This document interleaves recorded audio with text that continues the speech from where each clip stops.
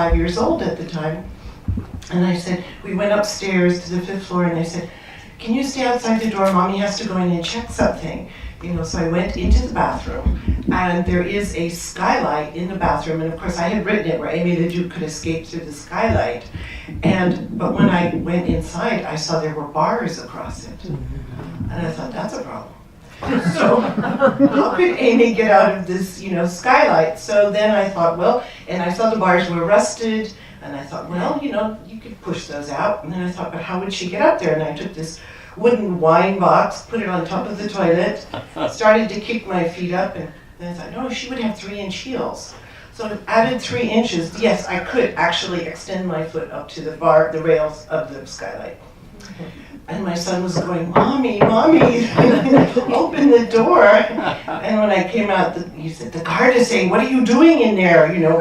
You can't do that anymore. I'm embarrassed to be with you. So he won't go with me anymore in any research. His loss. Yes. But I'm here tonight and I will briefly show you the shirt I'll be wearing this summer. Oh.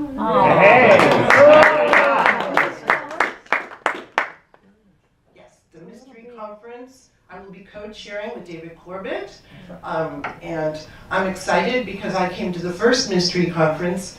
We won't say how many years, 21 or 22? Something like that, yeah. Something like that. And it was at this conference that I got the confidence and started getting the skills to start writing.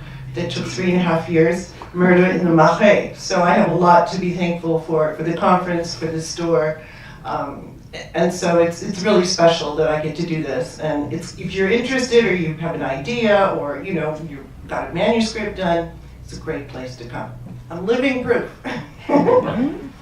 So tonight I'd like to talk about Aimé Le Duc's 15th investigation. I find it really hard to believe it's 15. I never had any idea when I wrote the first book, when a publisher bought it, she said to me, well, Cara, okay, where's Amy going next after the Marais? And I said, what? Well, you've got the dog, and she has that man that she met, and you are writing another one, aren't you? You're writing a series, right? And I said, of course I am. So that got me into my life of crime, and I've just been going ever since, and I can't believe it. So now we're only, it's 15 books in the series, but the first one, Murder in the Marais, starts in November of 1993. 15 books later, it's only April of 1999. 5 years in Aimé Le Duc's life. But we're still paying in francs. We can smoke in the cafes. There's no Facebook. There's no Twitter, no texting. Of course, they have cell phones and computers. And it's wonderfully liberating. When I talk to colleagues who write about present day, I say, what do you do about all that technology? How can you text your location quickly? And, so I don't have to worry about that. I love paying in francs. There's something so much more sexy about that than euros, So that's where we are. And in this story, Aimé has a bébé. She has a daughter, Chloe. In the last book, she was pregnant. Chloe is born. She's been home with her for 6 months. And she loves being a mother, but now it's time to go back to work. She's got to put that baguette on the table, and she has a child to think of. And she's sort of been working on and off at home. And of course, René, her partner, wants her to get back to the office. And he has the crib in the office. He's got a mobile over his desk. He's Mr. Dad. And he thinks we'll manage this. And excuse me. So Aimé is ready to go back. She thinks she's ready, but she's also feeling guilty because she's worried about leaving the baby. She's worried about juggling her agency and her being a mother. A lot of things we all feel, and a lot of things I felt when I was, when my son was young. And also she's feeling like, how is this really going to work out? She's also longing for her mother, the American woman who disappeared when Aimé was 8 years old. So the story starts out at the christening of her daughter, Chloe, which is around the corner from her apartment on the Ile Saint-Louis. And it's the church where she was christened. Her baby's wearing her own christening dress. Morbier, her godfather, the colleague of her father, is there. And he's like, I'm the great godfather. And it's very emotional. People who worked with her father come, and it's a real moment of family for Aimee, who's always been missing that. And in walks the biological father, Melak, who we've met in other stories and we know about him. But Melak has not called her, has not seen the baby, anything in 6 months. Aimee's thinking, well, maybe this would be a good thing, maybe. But he also brought his new wife. Oh. So that's interesting. On top of that, he wants custody of the bébé. So things get very loud in the church. And Aimee is totally upset about that. She's nervous, she's going back to work. And so that's where we are at the beginning of this story. And a lot of things are going to happen around that. What I would like to, and I also want to say that the story is set in the 7th arrondissement, which is very chichi. It was a little intimidating to me to write about, but there was something very special because years ago I went to it was open garden days in October in Paris. Sometimes they do that. The ministry's gardens were open, private gardens were open, and many of them were in the 7th arrondissement, which if you stand at the Eiffel Tower, behind you is the Seine, in front of you is the Champ de Mars, the green, that long green space that goes to the Invalides where Napoleon is buried. And behind that, a little far over, there is École Militaire. But Napoleon studied, so one great thing, Madame de Pompadour, for all her, eccentricities, said to whichever king she was with, you really need to spiff up the military. And why don't you, have a way of getting, people from all over France to be cadets and revitalize your military. So this school was started for young, poor men who wanted to go in the military to train them as cadets. And one of them was Napoleon. Of course, supposedly he graduated, a year quicker than everyone else. But he would do the maneuvers on the Champ de Mars, where they all did, which is named after the god of war, right, Mars. And it was an area that was so green because Catherine de' Medici owned all this land, and a part of the 7th was villages. And she said, I don't need this anymore. She built the Senate, the building that is the Senate at the Luxembourg Gardens. Well, she got bored of that and moved over to the right bank. She donated that, and she donated huge parcels of land to the convents, to the churches. So it still remains. That's the amazing thing.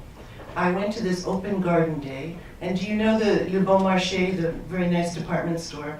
Right behind it is the chapel of St. Catherine Labouré, the miraculous medals. If you get into this garden, it goes all the way to the other end of the street. Huge. And in the next corner, the Mission Étrangère, also you go inside, it goes all the way back. It's so quiet, it's like you're in the countryside, in the middle of Paris. They have gardens for the nuns, the potage, the kitchen gardens. They have medieval medicinal gardens. It's just enchanting. And I thought, this was enchanting to me. I think this would be, really interesting to people. It's not what you normally see. And it's really, I could kill people there because, there's so much space and it lends itself to murder. Well, you've got to find a place to put the body. So I'd like to read something if I could.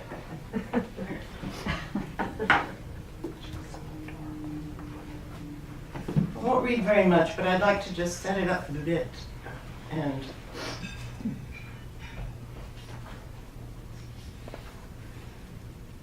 so this is after Aimee. They've come back from the christening, and the christening party has depleted because people don't want to be around it, and Renee is very upset. And at the door of her apartment on the Ile Saint-Louis, there is a young gypsy boy waiting. His name is Niku. And he asks Aimee to come to the hospital because his mother is dying and she has to speak to Aimee. She has something to tell her. And Aimee said, well, this really isn't a good time. And he pulls out a card that her father had signed and said, if, whenever you need help, just come to us. She feels obligated. And she feels this woman has something really important to tell her. So she gets Renee to babysit. And I'm going to start from there where Amy goes to the 7th arrondissement, to the hospital. Doubts cycled through Amy's mind in time with the clicking of the escalator as she rode up to the exit of the Sèvres Babillon station. Niku had insisted that his mother's spirit, Niku is the boy, couldn't leave on its last journey unless Amy spoke to her. But why? A guilty conscience? It was anyone's guess, since she knew nothing of gypsy culture. Brisk April evening air blew around her in gusts as she emerged onto the 7th arrondissement pavement under the red and white lit metro sign. A disruption on the line had shut the closer station at Vanneau, so she had to walk. Her head cleared when she caught a whiff of a woman's floral perfume on Boulevard d'Aspaille. Across the intersection hulked the spotlit Art Nouveau facade of Hotel Lutetia, the former Abwehr headquarters. In its famous lobby, bar congregated literati who found it convenient to ignore the ghosts. The lit rooftop letters of Le Bon Marché, the department store, shone overlooking the gated square Boussicot. Amy pulled up the collar of her leather jacket against the chill. Here, deep in the left bank, quiet reigned. She passed darkened boutiques on the Rue de Sèvres, emblematic of the restrained elegance of this exclusive arrondissement, where the shutters rolled down early. Boring and lifeless on a Sunday, when hunting down an open cafe was nearly impossible. Not her haunt, much less that of gypsies. Everyone who lived here had family money, a de la in their name, or a job at a ministry or an embassy, sometimes all three. These streets sheltered enormous wealth, secret gardens and courtyards, the prime minister's residence, seats of government, and a few ancient convents now home to aging nuns. She made her way towards the 17th century Hôpital Laennec. A late model brown Mercedes had pulled up at the curb, half blocking the crosswalk. Voices raised in argument faded in the echo of an evening bus whooshing by on the damp street. Coming closer, Amy recognized Niku, his hood up. He was gesturing to a stocky man wearing a fedora. Climbing out of the car was an older woman in a long skirt with gray braids emerging from under a paisley scarf. She was clutching the hand of a little girl in jeans. In her free hand, the woman held a covered cooking pot. In the jumble of French in Romani, she overheard Drina's name. A problem? Was she too late? Her heart sank. Excusez-moi, Niku, I came as fast as I could, she said, feeling awkward breaking into their argument. How's your mother? Who's this woman, said the man, gesturing with a lit cigarette, the tip glowing orange in the dark. My Uncle Radu's upset, said Niku. His eyes were uneasy. He thinks your visit's not a good idea. Didn't you say it was urgent, said Aimee, that she needed to tell me something? Another one of your Christian do-gooders, eh, Niku? Said the uncle. He expelled a plume of smoke, ignoring her. But he was speaking in French, so she could understand him. Or one of your ethnologues, wanting to document some jeune de voyage culture. Maybe she wants to hear you recite some poetry. Hostile, obstructive, and protective, Niku's uncle was threatened by her somehow. Too bad. Alors, did I take the trouble of finding a babysitter just to make a wasted trip? Niku shook his head and turned towards his uncle, beseeching. How dare you bring this gadget here, said Uncle. I don't have time to stand in the street and argue. She jerked her thumb toward the entrance and said to Niku, come in. Hurrying over the worn pavers, past age-darkened courtyard walls, she reached the hospital door. The vaulted entrance, a melange of architectural styles from several centuries, reminded her of women of a certain age, whose wrinkles and crow's feet hinted at their past. Niku, his uncle, and the rest of the retinue joined her at the desk. Désolé, visiting time ended an hour ago, said a nurse. Great. But we're family, said Niku's uncle. My sister needs us. Come back at 9 a.m. tomorrow. A big fracas ensues. Amy insists that they find his mother, so they break away. She followed Niku through the arched corridor, fluorescent light panels buzzing above the scuffed green linoleum. It was almost cave-like. The layout of the public wards looked as if it hadn't changed since the 17th century. Halls bookended by spiral staircases and nursing stations. Ward C contained 10 curtain partitions, a bed in each, some open, some closed. It smelled of disinfectant. Chipped white enamel bedpans hung from the wall, reminding her of men's starched shirts. She heard beeping machines. A snore arose from behind the curtains. Nico looked around, put his finger to his lips, and then pulled back the curtains on the left. Over his shoulder, Aimee saw an empty hospital bed. On the rolling table sat a food tray with an untouched cup of bouillon, a skim of congealed fat floating on the surface. Maman? He pulled at the blanket, as if there might be a woman hidden under it. Where is she?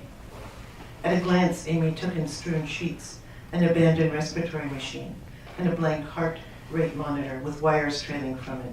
Disconnected tubes dangled to the tiled floor. She was abducted. And that's just the beginning. So a lot of the story is Aimee's quest to find Drina, who she discovers has about 24 to 28 hours to live if she has medication to do that. Takes her into the 7th arrondissement, which I told you is, has these incredible gardens and convents. And also the people who live there with the de la in their name, or the aristocrats, are not necessarily the people who I usually hang out with, or Aimee. But I really wanted to get a sense of that. And I did meet some people, and what I discovered through friends of friends is that many of these people, they're the ancien régime, they're the upper class, they're very high social standing, and their life is sort of programmed out ahead of them. They stay within their class, they marry within their class. Many of them have been in the military, but many of them are Christian, they're Catholic. And they're very, they do a lot of Christian outreach, which I thought was very interesting. So at the time I was thinking about this, my friend's husband, who I've known forever, he is a musician. He plays the guitar, and he said to me about 2-3 years ago, "You're always going to Paris. Don't you ever hear Django music?" And I'm like, "Django music?" "Yeah, Django lived in Paris, and he was so famous." And I'm like, "Django? Who's that?" He said, "Django Reinhardt." And I go, "Okay." And he said, "Well, have you ever seen a Woody Allen film, right? They always play Django Reinhardt." I went, "Oh, okay." Of course I've heard Django Reinhardt music. I just didn't know it was Django. I didn't know Django was a gypsy. I didn't know that Django played with 2 or 3 fingers because he'd been in this terrible accident and taught himself again how to play. So I was walking through Pigalle, and I saw this plaque on this house, and it said Django Reinhardt lived here, and I was like, okay, things are starting to come together. I went to hear music in this cafe. It was famous in the flea market where he used to play, and where people like Duke Ellington would come in and sit down and jam. Really, it was really amazing. These places still exist, and I was thinking, okay, I want to hear gypsy music, and I want to know about the gypsy culture. I knew nothing. I did know that Django had been born in Belgium, but lived mostly in France, and became famous. He couldn't read or write. I read this incredible biography about him, and I was like, okay. I went to the Gypsy Cultural Institute, where they have a library, and I said, I want to find out, where do gypsies live in Paris? And the librarian said, well, first of all, they're not gypsies, they're les manouches. We're talking about French-born French citizens who are of les gens de voyage, people who travel. They're called Rom, R-O-M. Don't confuse them with the Roma, who are Eastern European gypsies who come from Albania, Romania, Bulgaria. The ones who, your pocket feels lighter in the metro after they've passed by. Different. But they're also complicated. And I was going, and she said, well, not many of them live here. Paris is so expensive. They live together. They don't like outsiders, especially a nosy American like you. She literally said that, and I go, I know. So I was there, and I was like, okay, what can I do? And in walked a man who was a manouche, and she goes, well, you might try talking to him. Good luck. And I started talking to him, and he started talking to me. And he was saying, yes, I am studying at the Sorbonne. I'm studying religion. I'm a Christian evangelical. And it turns out he was related to Django Reinhardt. Now that's wow. Well, it turns out all the other manouche I met were also related to Django. But it's big. He was telling me all about this, and he said Django was his first wife, and he had a child and another wife. When Django died, he was so famous, right, and all his music was being played. But he couldn't read or write. He never signed contracts. He never got any royalties. So when he passed away, His wife and son had nothing, nothing. You can believe it. She was taken in by the Christian evangelicals. So there's a whole history to that. And so I thought that was fascinating. And many of them, they live many places, and some of them are semi-nomadic, some of them work in markets. And if you've been in Paris at a regular weekly market, if you've seen the people caning chairs, you ever seen it? C'est le manouche. They're still doing sort of an older trade. I mean, they don't do the, minting pots or making lace, but you can still see them at the market. And so I thought, what a great idea. And he said, people live in the Essonne, which is just like 20, 30 minutes outside of Paris. So my friend's sister-in-law is a nurse, was a public health nurse in Essonne for years. She's retired. And she said, I can introduce you to some. I said, really? She said, yes. I was the only woman in our health center who would go and treat the manouche. None of the other French nurses would. It just shows you the kind of the way things are. And so I know some of these, I know when they were baby, now they're girls and I know them and we can try. So we did. And of course they marry young. They marry 12 or 14 years old. They stop going to school, they have families, and so it's really interesting that in France, if you don't have an education, it really kind of limits you. So and it's a very complicated situation about how people feel about les manouches. And so I thought, well, what a great way to explore it in a story, because I didn't know much. So also when I met them and I talked with them, of course they're all related to Django, but I realized that they're a very closed society. They stay among themselves, maybe because of prejudice, maybe because of what happened, for centuries. And they marry among themselves, they don't really allow outsiders.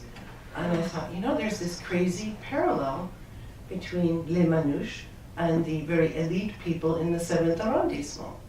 Very much closed to outsiders, insular. And yet, what did they share in common? Their religion, And so I thought, well, there we go. Okay, I can work with this.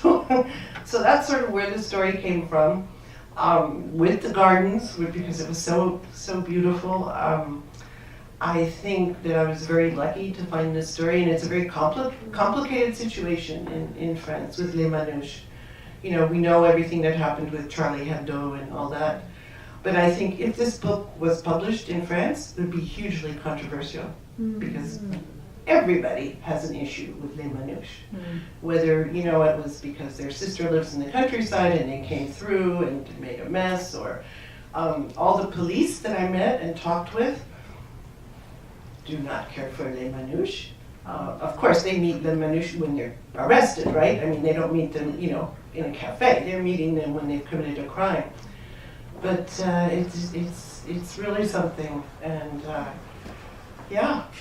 what else can I say? So I really, and this story is also, it gets very emotional, because for Aimée Leduc with the baby and her father coming back and issues with Morbier, her father's colleague, things come out in this story that are very life-shattering in this story. My editor said when she finished reading it that she started crying.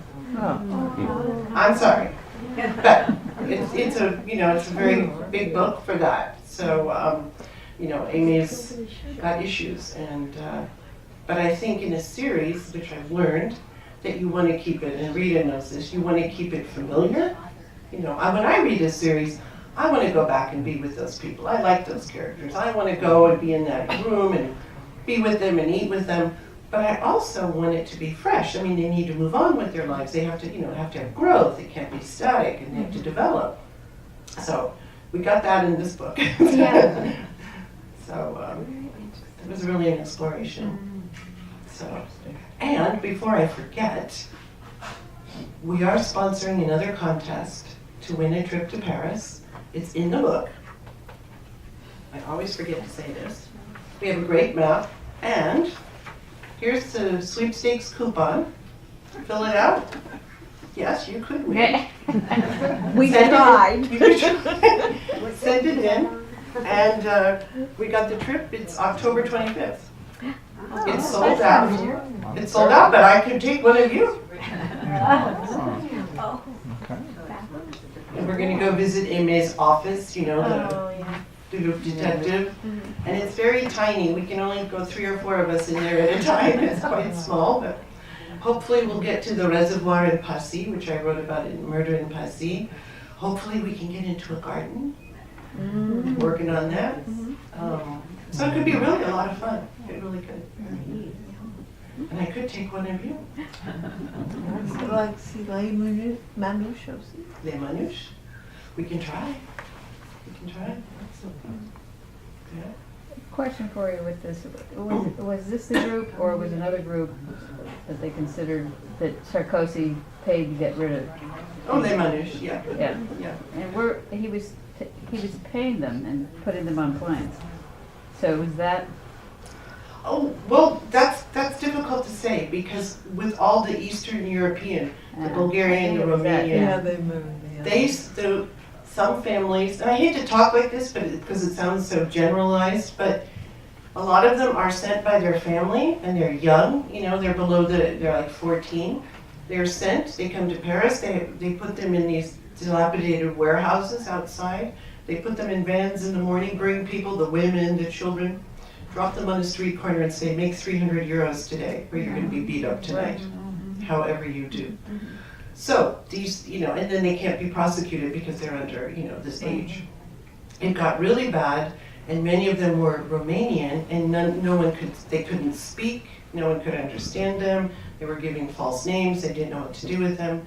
So I met one of the captains who worked with the Romanian police. So they sent a whole 20 officers from Romania, gave them a crash course in French, and they would go and do patrols, Champs-Élysées, Pigalle, places where there were a lot of issues, the opera, you know, to work with the Romanian police and a French police, so they could speak to them and they could, you know, say, oh, I know, you know. So that's interesting. Yeah, and maybe 2 years ago the Louvre was closed, you know, because there were so many pickpockets. The workers at the Louvre said, So it you know, it has become an issue. So, but those were mostly the Eastern European. You know, a lot of them travel around the markets. I did go to a circus de Gitans. They're also Gitans, called Gitans. And there was a candelabra, a dancing goat. And they had music. It was lovely. It was like, you know, fantastic. And they're very much into still doing. That was in the center of Paris. So, yeah. They're in probably all the major cities in Europe, but I was in Barcelona for about 6 weeks, and it was just like standard, you know, protocol. You just had to be very careful on the metro, near the market, you know, Mercado, and so forth. It was the same. Yeah. And then you've got the Spanish Gitanos, who are, you know, especially around Montpellier, and who are French Spanish, and who, you know, have all the music. You know, we can't forget that music, and so it's really. They all have music. They all have music. Yeah. There's a wonderful documentary that I saw back in 2007 that was financed by George Soros.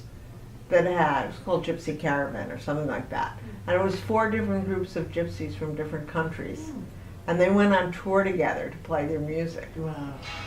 The original Indian ones from India, which is where they originated. And they didn't have any French. They had Romanian, they had Moroccan and Spanish. The flamenco are the Spanish gypsies. And that's very interesting. Thriving in some places. You know, the music is, you know, there is a club also in Paris. It's run by he's half Manouche. And he was great. You know, they have music, they have people come in, the older guys, the younger ones, they're all, you know, it's great. I have a question. The French Manouche, do they send their children to school, to the public schools? Yes, they kind of live in enclaves, at least the ones in Essonne where I met. So my friend, the retired nurse, she lives on this street, and then they have roads, and they have like a compound, if you will. I mean, they don't have wooden wagons anymore, but they have trailers, caravans. Yeah.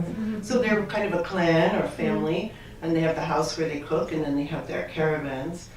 And a lot of them do go to school now. So the next generation will become a little more educated, Right. with more skills. But you said they perhaps. pulled them out early, right? A lot of the girls get married at 14 because that's their culture. They marry young, and then they start having children, and they stay home. But that's not legal in the French government to be married. So somebody, legally, they're not married in the eyes of the government, perhaps. Forget the church. Right. They just sort of drop off the radar. I see. And then there are the ones that are more nomadic. You know, they may stay 3 months here, and then when the weather gets bad, they go down there. They do the markets. They live here together. It's all kind of over the place. I don't know, but this young girl that I met, who she took me to, she said, and she was married like at 12 or 14, young woman, very smart. And I said, what would you do if, I was asking all these bizarre questions, what would you do if your sister, what if you were doing, if your brother was having an affair and he was married, would you tell the wife? And she goes, no. I said, what if your sister-in-law was having an affair, would you tell your brother? She goes, yes. That was very interesting. But, Well, that could be true anywhere in the world, to some degree. The loyalty to your own family member, perhaps. right. Cara, when you arrive in France, do you have a plot in mind? Do you hit the tarmac running? Do you have an idea that's brewing, or are you inspired when you're arriving in Paris? Is it different every book? Well, I do go to Paris and I sleep on couches. I couch surf, I take care of cats, I do anything. But usually it's a place, I have to get the place in Paris that I want to write about. I have to think, why would Aimée go here? Why would she be involved? What kind of crime would happen here? Not that crime can't happen anywhere. What would, be organic to this place? Why would she be here? And then I have to find the place, and I have to think, can I actually, maybe I don't know much about the area. I didn't know much about the 7th arrondissement, but I've been there many times, but is there enough here that intrigues me that I can live here for a year, because that's how long it takes me to write a story. Is there enough meat there that I can find? So it's usually that, and then I think about a crime, maybe a policeman has told me about something I read in the paper, something, and I take usually a real crime and I fictionalize it. I forgot to read the epigraph. Oh, sorry. I always forget that. So where is it?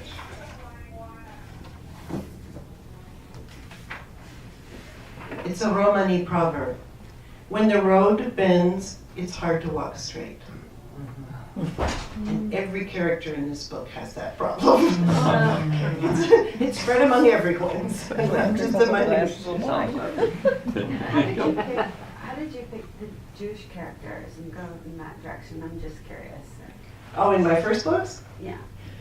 Well, Murder in the Marais my first book was based on my friend's mother, who was a hidden Jewish girl during the German occupation.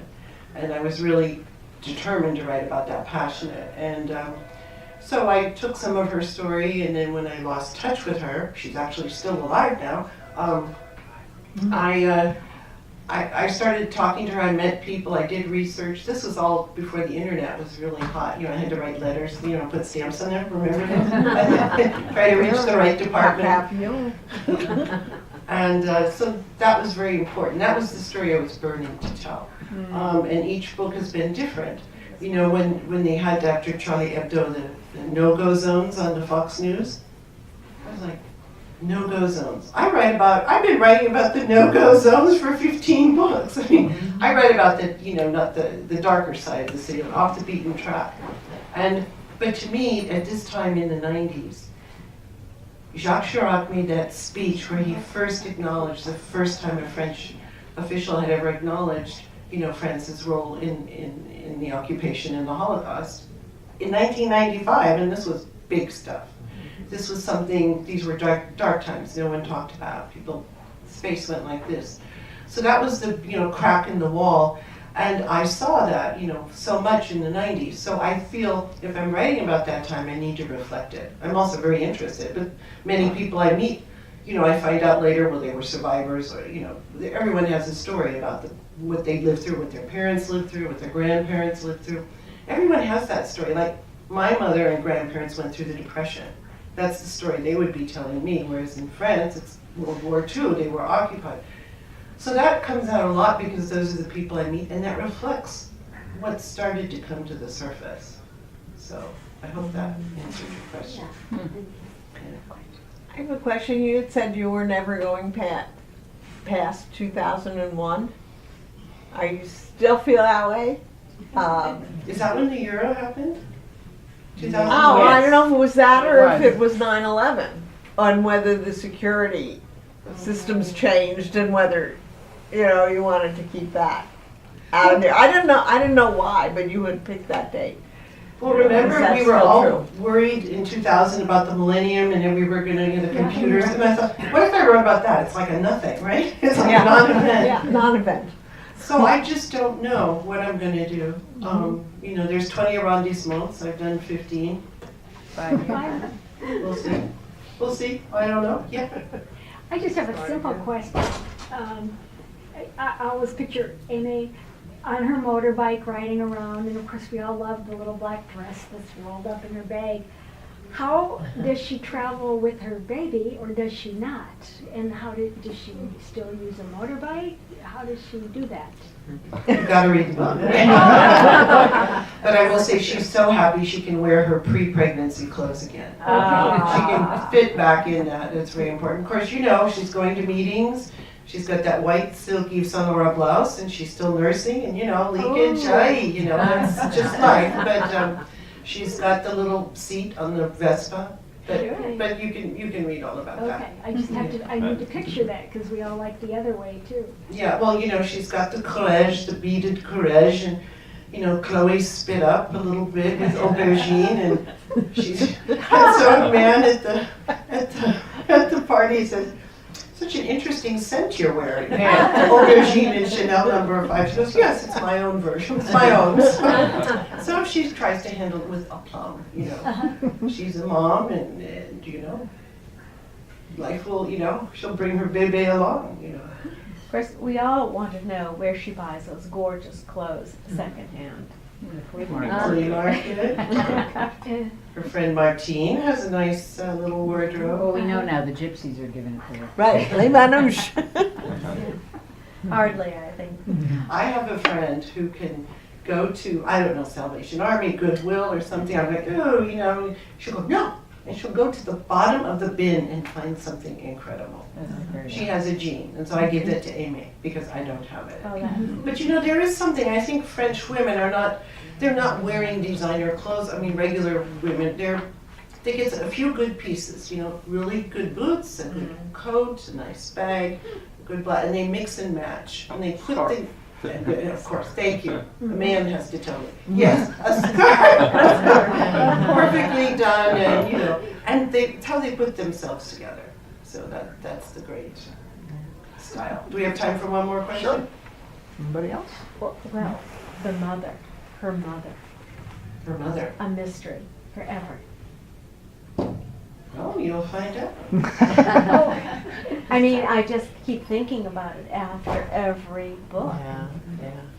What? And now she's a grandmother. Why? Where? Well, all the questions a reporter will ask. Yeah, it's a woman of mystery. Yes. She's a woman of mystery. I still think she lives in Bangkok.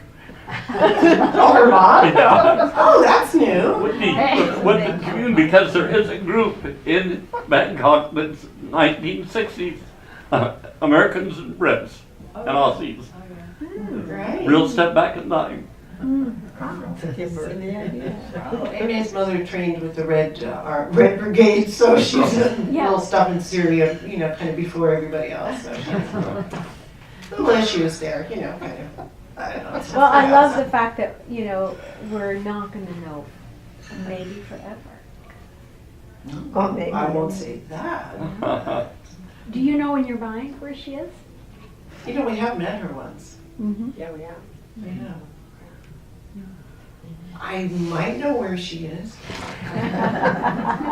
Very well. You guys are gonna just have to buy the book. Give it up. I mean, you Yeah, got so many reasons now 5, 6, 7. to buy this book. If you want to know what's going on, maybe one more. If you want to be safe in any European city with gypsies, walk with a German with a stick. And all you have to do is say, Rausmachen, and the kids just scatter. If you're an American race, they'll run after you, but if you're German, they'll run away. Yeah, I was walking through the Jardin de Luxembourg, and I had my iPad and I had dropped it. It was cracked to pieces, terrible, but I could still take pictures.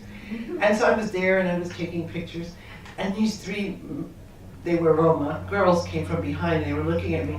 They took one look at my terribly cracked iPad, started laughing, and ran away. Oh, we don't want cracked iPads. So, and they were smart too. Thank you very much. Thank you. Thank you.